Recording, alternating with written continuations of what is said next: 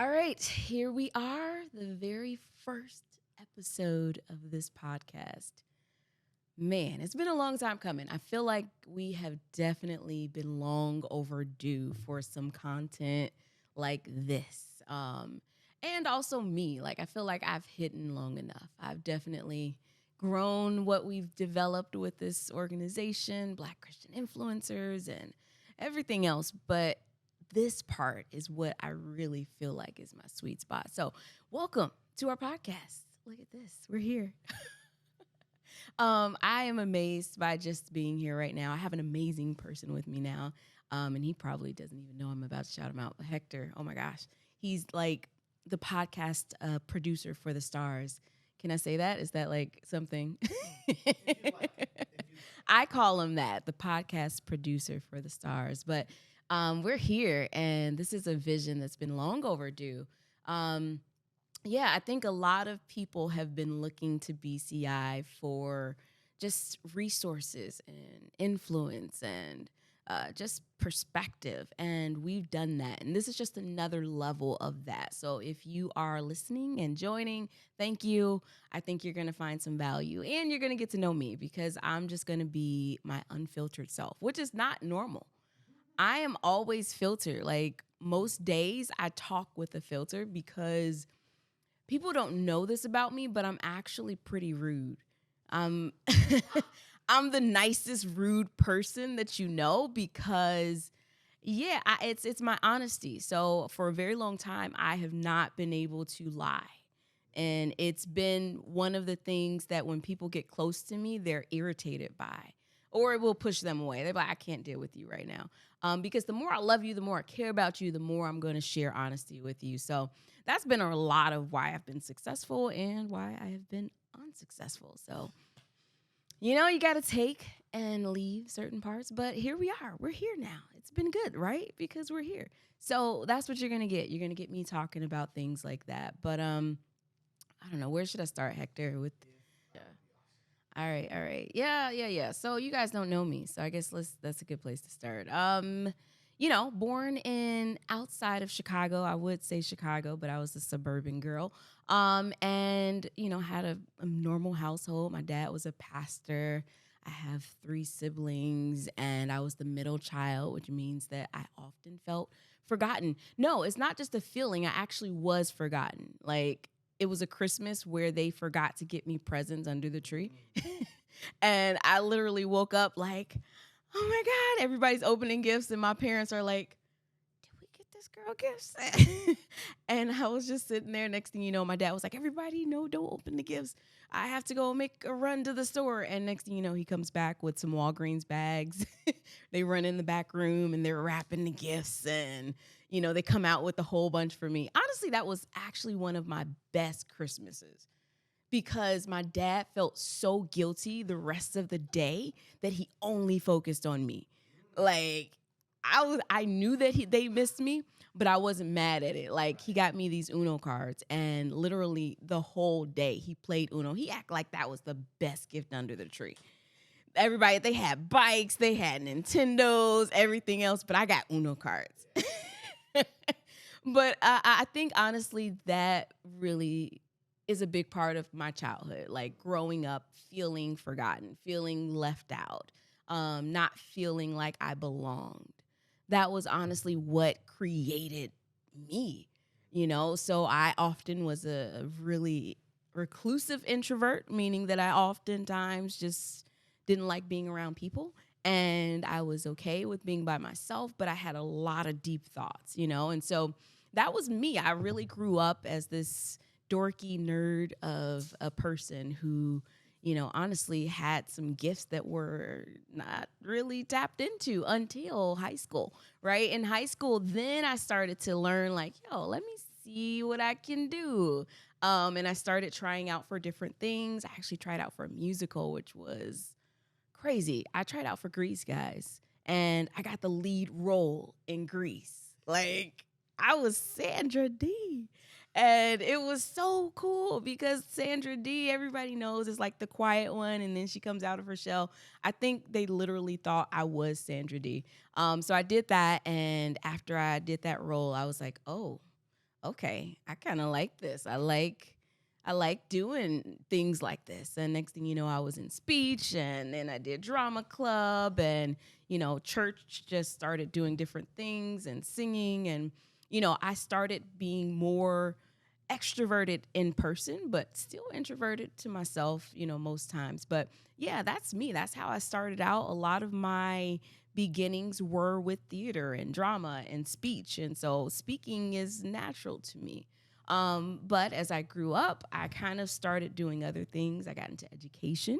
Jackie the Educator, right? If you know me on social media, that's where that came from. I actually was an educator at some point. And I really was loving that career. I loved working with students. I loved teaching and just helping people to like find new areas where they can just be better, right? I'm always about self improvement. Everybody that knows me knows that I'm going to push you to be different, to be better than you were yesterday. And so that really was a part of what I did as an educator. And life happened, and then God literally was like, okay, enough of you. Now I'm going to reset your life. And thus is what happened. My origin story, I guess I could start with that. Like, a lot of people don't know how BCI got started. BCI was not always like this idea that was well planned out. It wasn't something that I had a business plan or a lot of thought put into it. It was an accident. And yeah, I admit it. I say it here publicly. It was an accident. I started that uh, Facebook page at the time, literally just trying to connect some people. And at the time, I don't know if I should share the petty version of my origin story or like the deep version. Where should I start, Hector? I think if you're comfortable, we can start with the deep end. Deep and then But go I petty. think it's all tied together. So I would start there and follow the timeline as much as you're comfortable with sharing. I feel you. I feel you. He said that. I love it. So there are two portions. So most of the interviews that you've seen from me, I've shared one specific version, and it's a very real version. It started out with me getting married and being very happy, and a marriage for the first time, and it's everything that I wanted, right? I met this gentleman, and he was in the military, but he was coming back and forth, right? And he checked everything on my boxes, like all of them. Handsome, good career, got money, great family, talented, artistic, very smart. Like literally every box was checked off. The box about, Christian was kind of like blank. So, I was like, yeah, it's not a no, but it's, good enough for me. And so I ended up getting headfirst in this thing, having a child. Then we ended up having a wedding that was like literally on New Year's Day. It was literally a wedding that we had that same day that we thought about getting married. And there we were, we were married in one day without much thought to it. And then he deployed, and I was pregnant again with my second child. And when he was away, I had a really great time being like just a housewife. I was like, I can do this. I like this, right? So I was the mom. I was cooking the dinners. I was staying at home. He was doing the whole deployment.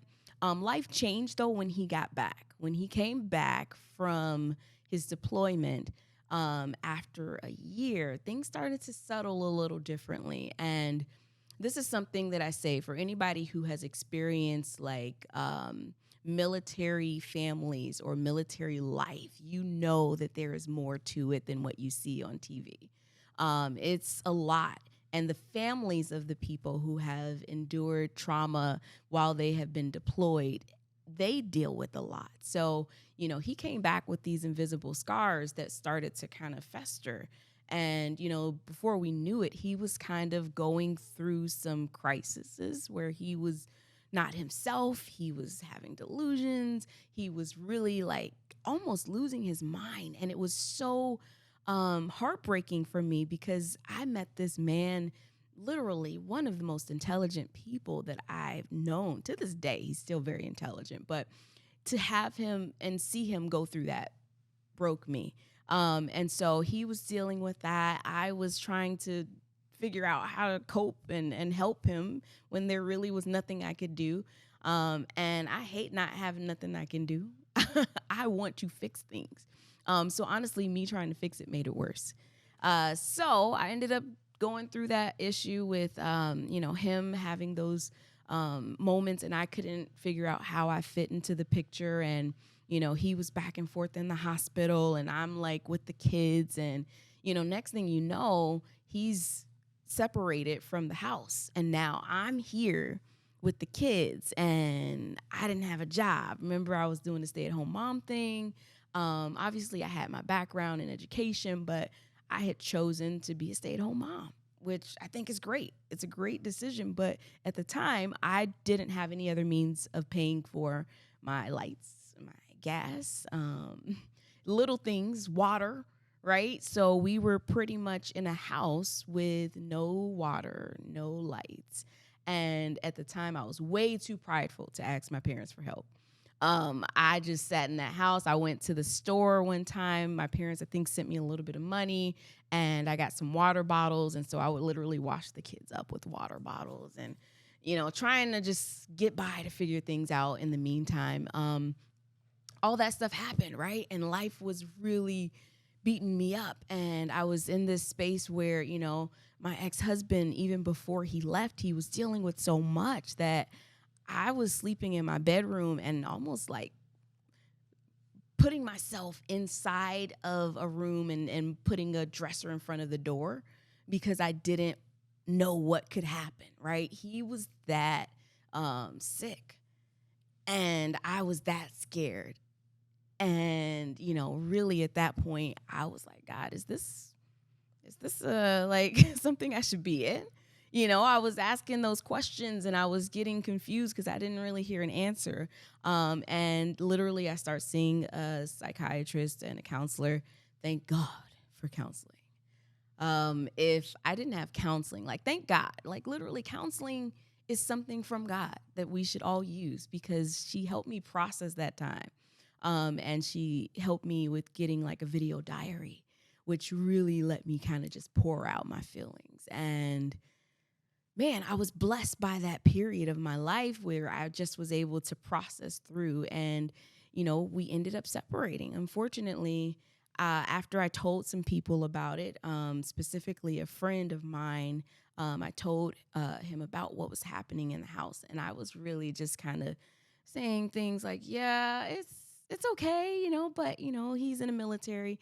I felt comfortable sharing it with the person because they understood, right? And so next thing you know, I'm in this space where I'm just kind of sharing something, and they're like, whoa, that's actually not okay.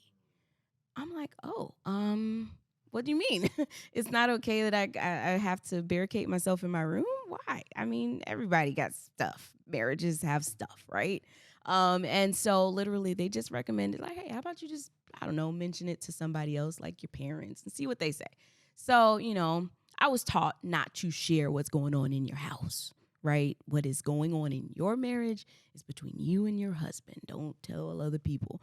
But, I actually decided, what, let me share. And that moment was when I realized that I was not in a safe living environment. Yeah, that was probably one of the most devastating moments. I think it made me just face what I already knew. Like, this ain't gonna work, Jackie. Yeah, you got to get out of here. You got 2 kids, and you can't be barricading yourself in a room for life. So, we ended up having to separate, and I had a prayer with God in my basement. It was a moment where I said, God, I don't have a job. I don't have money. How is this going to work? If you want me to leave from this marriage, you are going to have to save me. And I literally said, if you save me, my life is yours, because I don't know how much longer I got anyway, living in this situation. So if you do this, everything else from here on out is yours. Me, all of it. That's what you get in this deal. And I can't remember if it was a week or maybe a few days, but I got a call from somebody that I went to college with. And they basically said, like, hey, I'm jumping into a new position at this university, and I remember back in college, you were somebody who was like all about diversity and, doing things for the student population to help them kind of, be more just, right? Justice focused. And I know you have a background in education, right? I was like, yeah. He was like, do you think you would be open to becoming the director of diversity for this university? I'm like, what?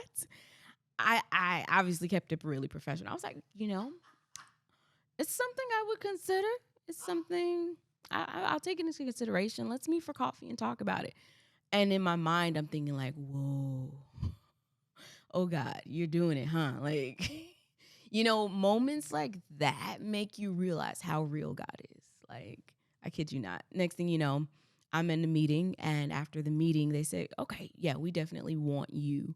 We're going to pay for your move. We're going to pay for your whatever you need, your first month's rent. We're going to pay for you basically to relocate to the city and get started so that you can work in this position.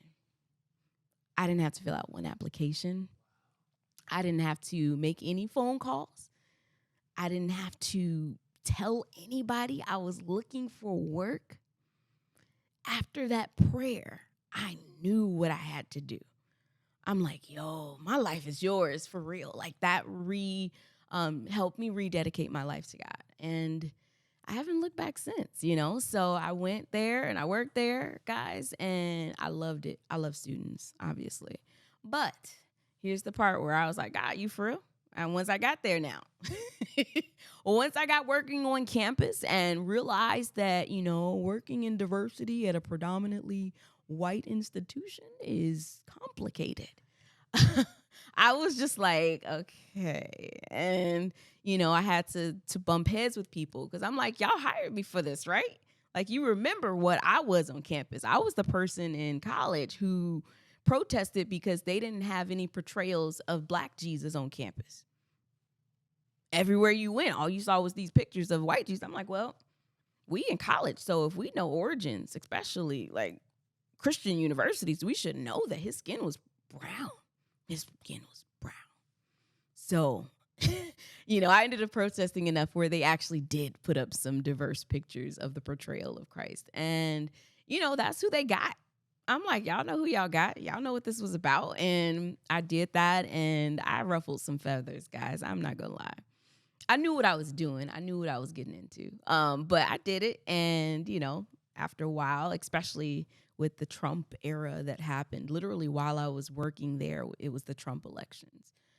I will tell you that was probably the most traumatic time for me because I was dealing with students who were DACA, and there were people on the campus who were obviously excited about this. They wanted him to be president. So imagine in the city of Chicago, you're in a white institution that is pro-Trump, a lot of them, and then you have a diversity office in the middle of that that's literally scared for their lives and just frustrated and nervous and angry. And so I was like, okay, as the person who, has also a counseling background, I was like, y'all need to get this anger out. I think we should do a protest. I think we should do a rally. And let's get the cameras out here, on this campus that's supposed to be supporting. Most of them, a lot of them are supporting Trump. So, obviously I got fired. I'm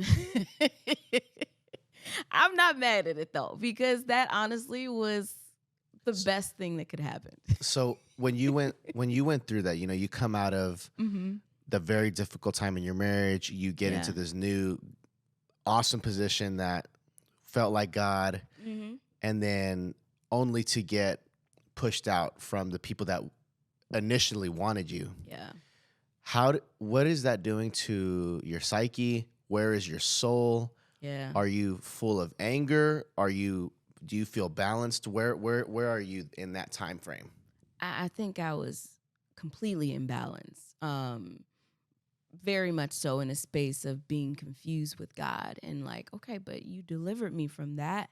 really felt like I was, like the Moses and being delivered and then still going through after you've been, the Red Sea has parted, and now you're on the other side and now you still going through. Right. So that's what I felt like. I felt really confused and abandoned by God. And I was sitting there waiting for something to happen because I'm like, I know you brought me here. Right. So what's the deal with this? What am I supposed to do? So I literally thought I was supposed to change the system. So I was like, oh no, God with me. We about to do this. I don't know how this is gonna work out, but we're gonna do this, right? So I felt confused during that time, but I did it and I did the protest. Honestly, I didn't think they were gonna fire me. I was like, I'm too good at what I do. The students love me. There's no way they could ever. And they did. And they did. And they did. But it actually worked out for my good because I had a great case against everything that happened. And I was able to win that case. And the Lord, I felt justified quietly though. But I justified. And, it was still difficult though, because I was now losing all of the stuff that I had. So I had nowhere to go because I came up there for that position and now I'm not getting a salary, so I need a way to kind of survive. And the only way I could figure that out was to go back with my parents. Man, I don't know. Anybody ever have to like live with your parents after you've been through life? It's one of the most humbling feelings.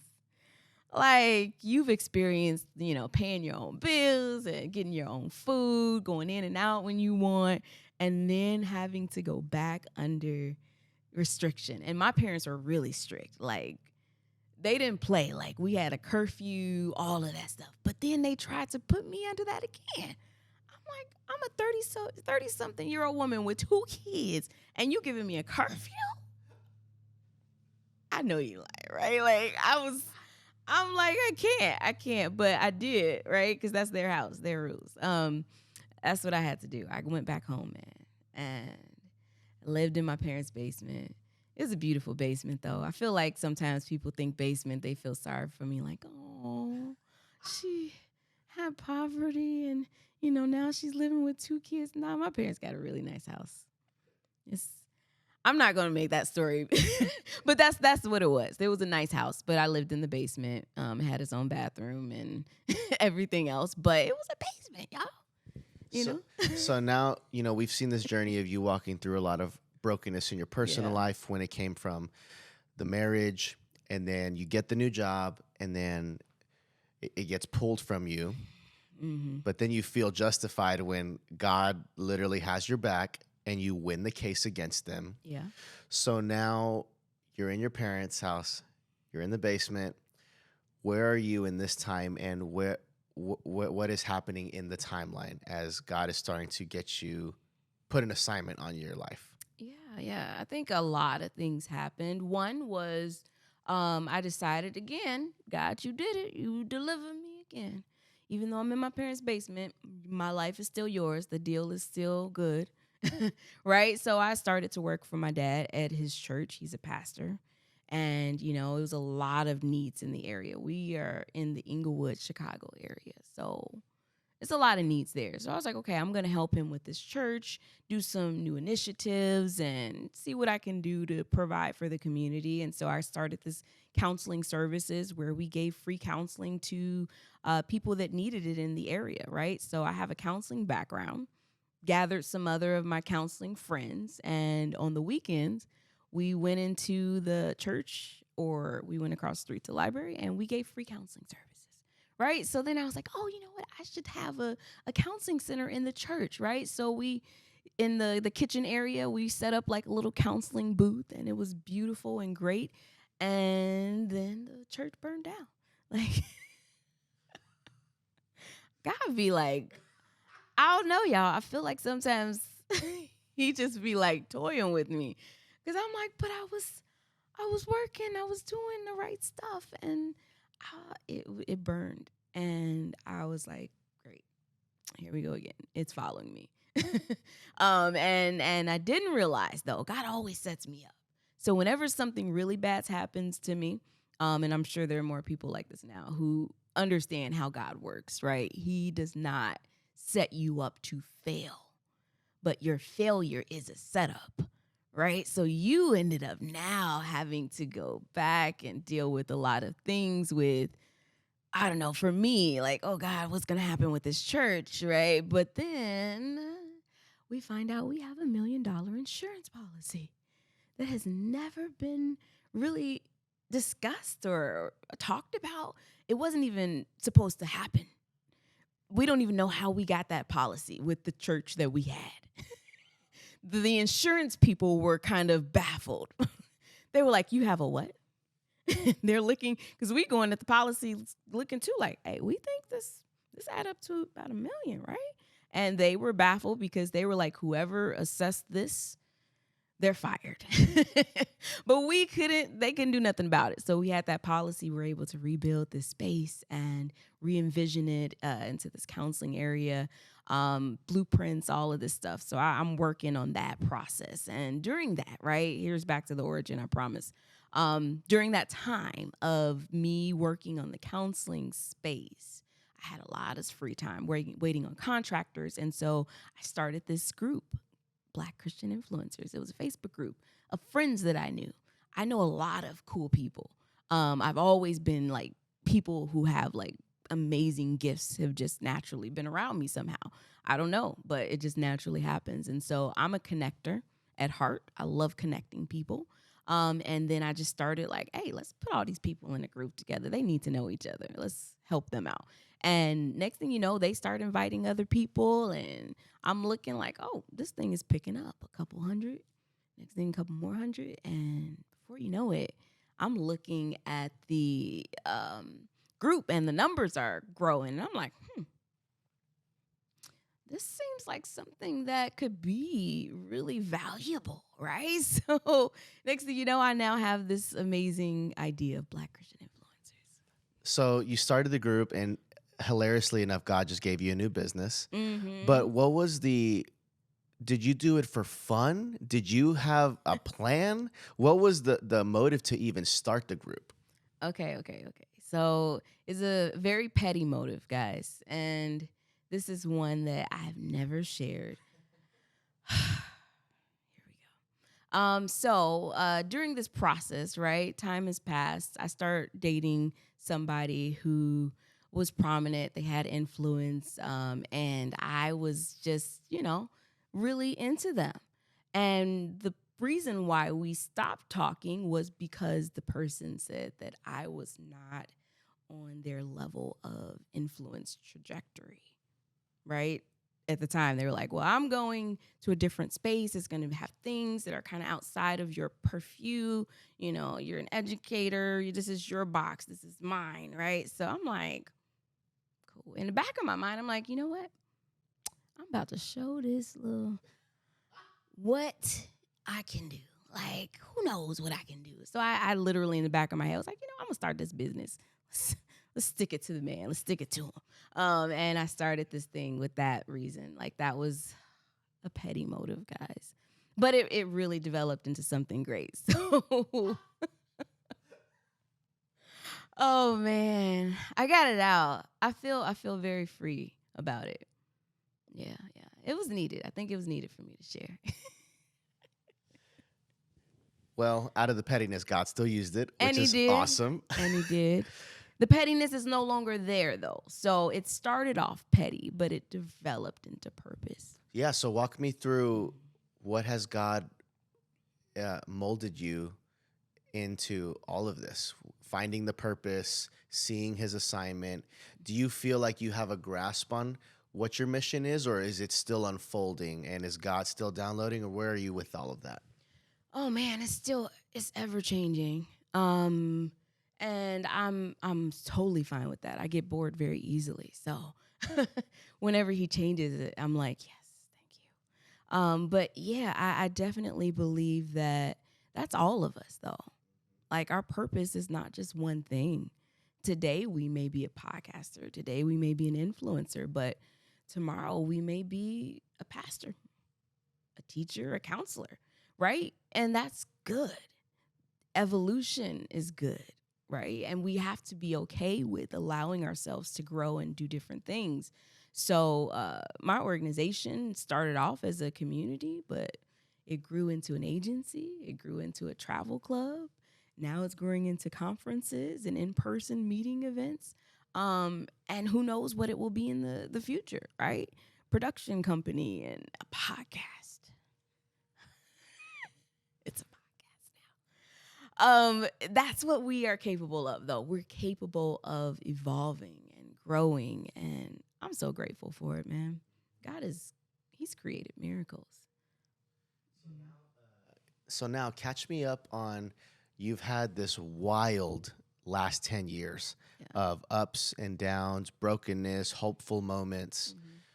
Where are you today? Do you feel like a lot of that stuff from the past, as you're building something successful and you're reaching a lot of people, have there been moments where a lot of the past likes to creep up and hold you down? Do you feel like you've gotten into a place where you've found good resolutions to get out of that? Where is that? I just feel like that stuff's so practical, Yeah. especially for people who are entering success with anything in their life. Yeah. And it's one thing people need to know is that it's a roller coaster. It never is, you're always up. There's always moments where, past tendencies can come into your life, but it's how you react to them that changes.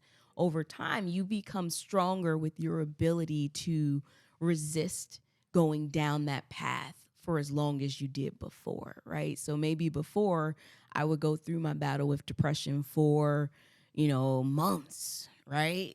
Then it went to, okay, I can have my moments for weeks. Now it's days, right? So eventually it'll be like a few hours and I'll be good, right? But it's a progression and you have to be okay with that.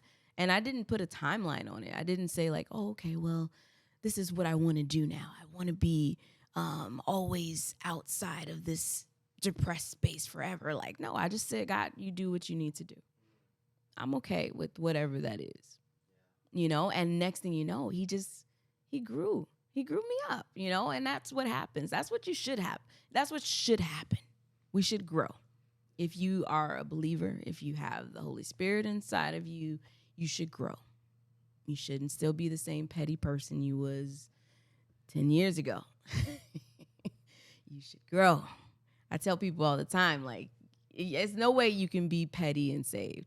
I don't think so. I think you can have petty moments, but if you are a petty person, we got to reevaluate your Holy Spirit. I just think, it's important for us to grow. So, yeah, that's good for me. How has it been with having kids and doing all of this?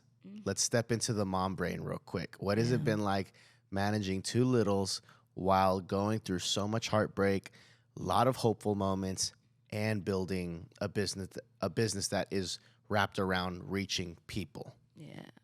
I don't even think a lot of people know I have kids.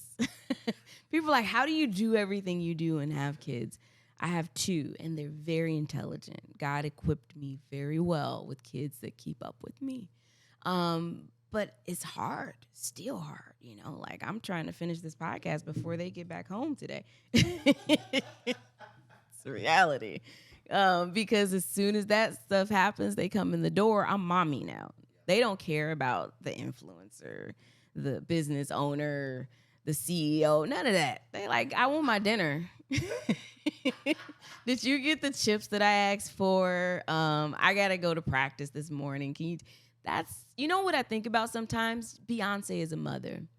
And I want to be a fly on the wall to see how Blue interacts with her. Could you imagine those conversations? She's like, Mom, you're so lame. Like, did you just say that? People would be so offended. But yeah, we're people. As a single mom, I'm just a person. And, I have to deal with a lot, though. I juggle a lot.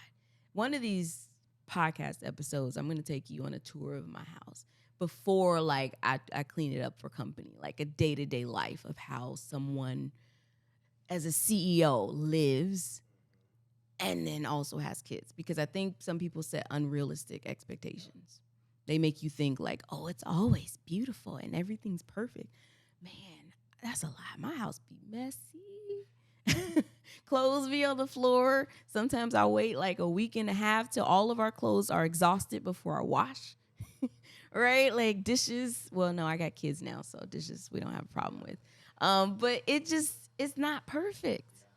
And if you are a mom watching this now, don't be like sucked into the hype of all these influencers that have these beautiful houses and all of these organization strategies and tips and ways they make their lunch for kids. Oh, that'd be annoying me.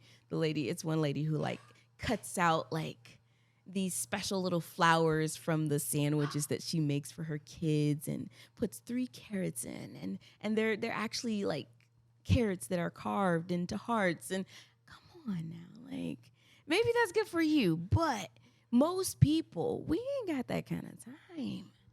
So yeah, take that pressure off of you. If you're a parent watching this, like just know my house is messy a lot. So a lot of the people that I believe are in your audience, a lot of them are in the space where they're creative and they're involved with something that is reaching other people, whether they are on social media doing influential stuff or they are therapists or business people. What are some practical things to help them get the pressure off of pursuing perfection? And since you're a therapist, why do us as humans go to that? What is driving us to that, and what is the practical steps to unlearn that way of thinking? Oh, first of all, I'm not a therapist. Let me just clear that up for anybody. I'm a counselor. I have my master's in counseling.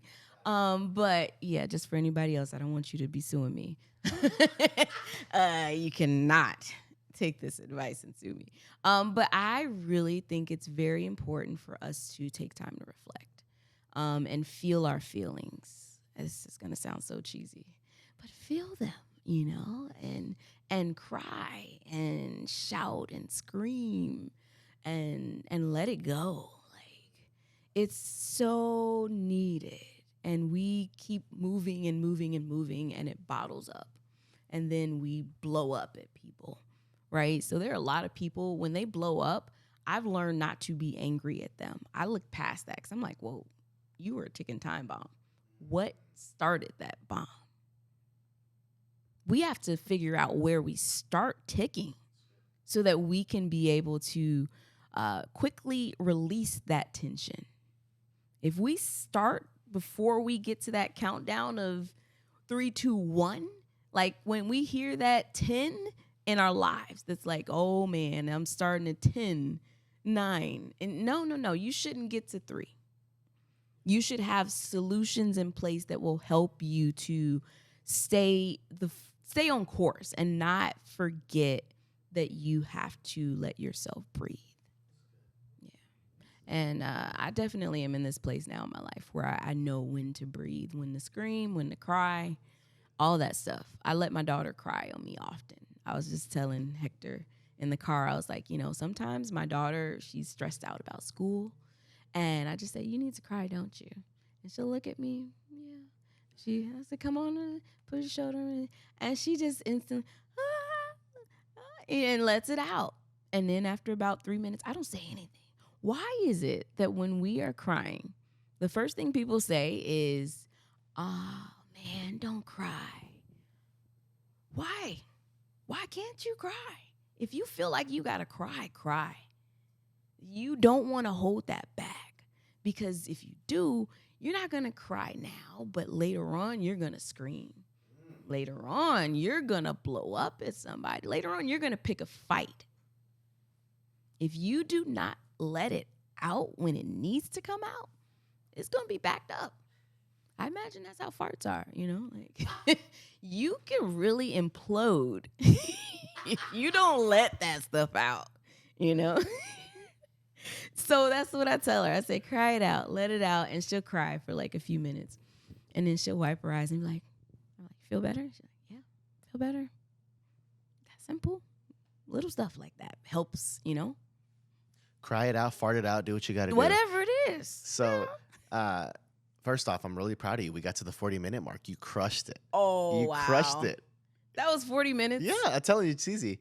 Oh my So gosh. I think a good way to wrap up is why don't you set some vision that you've just felt downloaded in you for the audience that's coming. What are some things that are on your heart that you would love for them to step into as they join this journey with you on the podcast? Yeah. I think really for me, it's going to be a space where we are honest about life things that happen, right? Obviously, influencers. I'm called to influencers, but influencers are people. At the end of the day, we're people, and we're on social media, and we're expected to be perfect, but we are not. A lot of us have created these delusional perceptions of ourselves, and people now believe it, and now we're trapped in a delusion. We're trapped portraying something that we're not, right? And now we got to deal with it. So I think for me, this podcast is going to be about getting to the topics that relate to the person behind the influencer, right? Like the things you got to deal with. How do you deal with this life? What is happening? We're going to talk about strategies and tips and people who are doing it good and bring in guests. I'm excited about that. I love talking to guests. But it's really going to be a real space for people to learn how you can do this thing. So yeah, that's all we got, guys. So I hope you enjoyed this first episode. You learned a lot about me. But I'm excited to share more about everything else in the future.